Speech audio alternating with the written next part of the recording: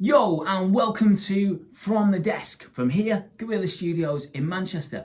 Today we are going to be talking about this thing behind me, the Tascam M3700 mixing desk, which I know almost nothing about. If that sounds like the sort of thing you're into, or you just got lost down a YouTube rabbit hole and can't find your way out again, then stick around, you just might learn something.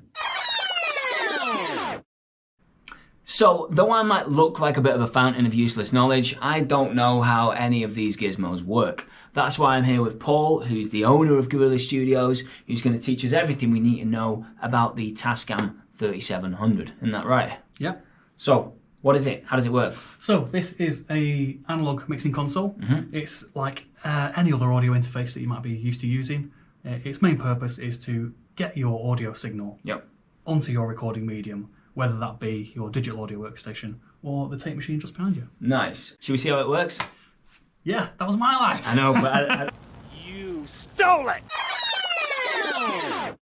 So here we are at the desk, and Paul is very kindly going to take us through what each of these crazy amount of buttons does. So, Paul, over to you, mate. Okay, so while it might look overwhelming looking at all these knobs and switches, essentially there's 32 channels here, but each of these channel strips is the same. So once you've learned what all the knobs and buttons do on one of the channel strips, you know what they all do then. Great. Okay, cool. So let's have a look at one of these then, top to bottom. Okay, so we'll take you through a whole channel strip here. At the very top, we've got the meter bridge, something you might be familiar with from your digital audio workstation. Yeah. And then at the very top, the first button we've got here is the power button.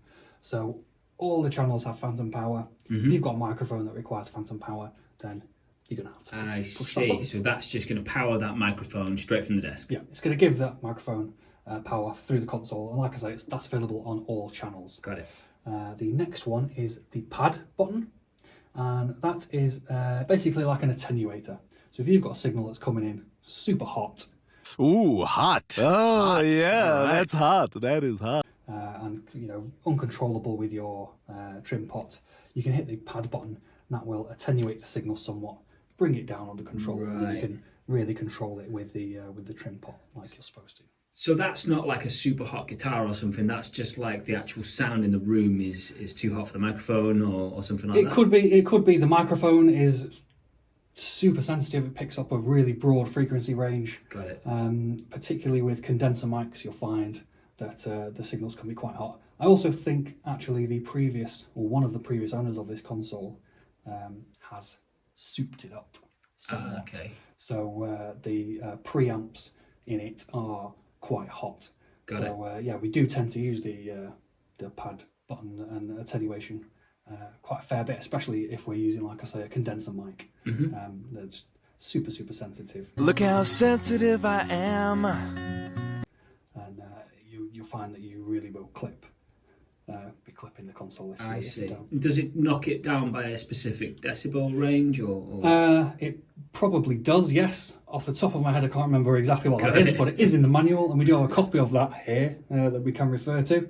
That does knock it down by a certain amount of decibels, yeah. Got it, cool. And that brings us nicely onto the EQ section. Nice. So you've got your standard EQ here. You've got your highs, your mids and your lows. You can twiddle with those to your heart's content and turn them on and off with this button here. So these EQs, these just function like a normal EQ? Normal 4-band EQ. Yeah.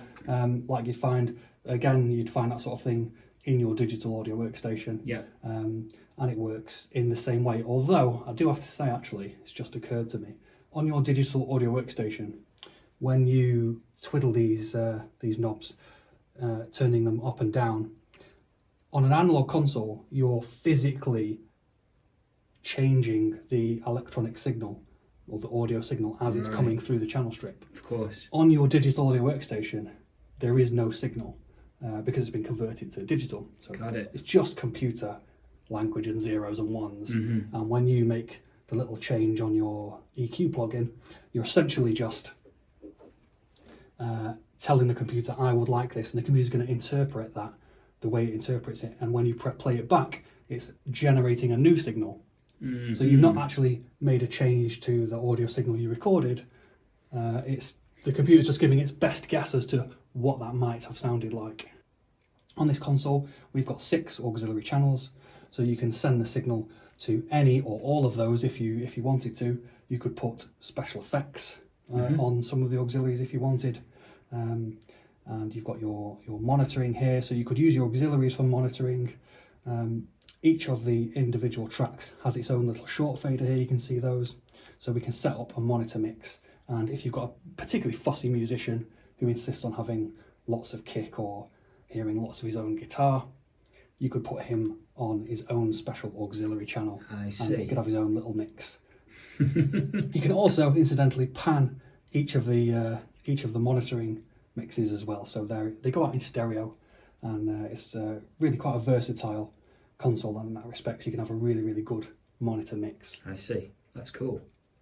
Okay, on the last section, so this is finally where we're going to be sending the signal to. We also have 8 subgroups, so you can send the signal to any and all of those channels again if you wish, just like the auxiliary section. You could have effects on the subgroups. You could be maybe you're mixing down some drums and you just wanted a stereo mix of the drums, in which case you could have the left and right stereo images going to subgroups 1 and 2. Just by pushing these buttons here and selecting where you want them to go.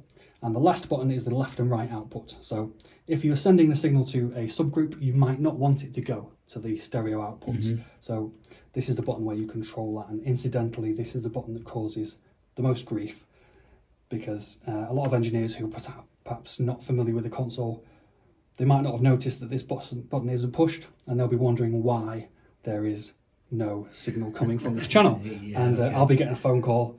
Hey Paul, channel 16 is not working. It is working, well, probably is working. You just have to make sure that you've got your left and right output selected so that channel is going out to the left and rights. Then after that, you've got your pan, that's your main pan, and your solo and mute buttons. You can solo or mute any of the channels. Solo and mutes are also automatable, as are the main faders. Got it. So, Paul, one of the things I'm kind of learning, having had you go through this desk in meticulous detail, is just how similar this is to what you might find in a DAW such as Logic. Yeah, exactly. It's all really the same. Everything that you see in your digital audio workstation has really been extrapolated from the analog world. Got it. We've designed the DAWs to look similar, and everything's been taken from the analog world and just made digital. So there really is nothing that you can't do in the analog world that you can do in the digital world. Right. Some things might be a little bit trickier, might take a little bit longer. In a lot of cases, it's actually simpler in analog. I see. Well, that's that brings me into one of the things that I came in here today thinking, which I now think is probably wrong, is that I came in thinking that everything in the analog world is a lot more set in stone and kind of unchangeable. I had this idea that you come in, you record, whatever you've done on that day is kind of preset and you can't do anything to it. I'm now learning that that's probably incorrect. Yeah, that's not the case. It's anything, like I say, anything you can do in the digital world, we can do in the analog world too. There are just some things editing-wise that might take a little bit longer, but if you wanted to add some effects to something in post, or even change a mistake, it can all be taken care of just like in your digital audio workstation. Interesting. Now, as a guitar player, I'm never happy with my tone, and it's quite common for me to want to have to mess around with reverbs and delays and also fix mistakes in post. So how might I go about that as a guitar player using a desk like this? Okay, let's go through an example. So we've got some guitars on channel 9. They already have a little bit of reverb on them that we recorded them with onto the multi-track, but it won't be too difficult to imagine that we've got a fussy guitarist and he's decided now in post that he would like a little bit of a phase effect on his guitars. So we can do that, no problem, using analog. We'll just play the track for you there. So you can hear the guitars coming through, a little bit of reverb. And we're literally going to plug in an outboard effects unit with a phase effect on it. So we're going to take the signal from channel 9 over to the effects unit and return it from the effects unit back to channel 9. Nice.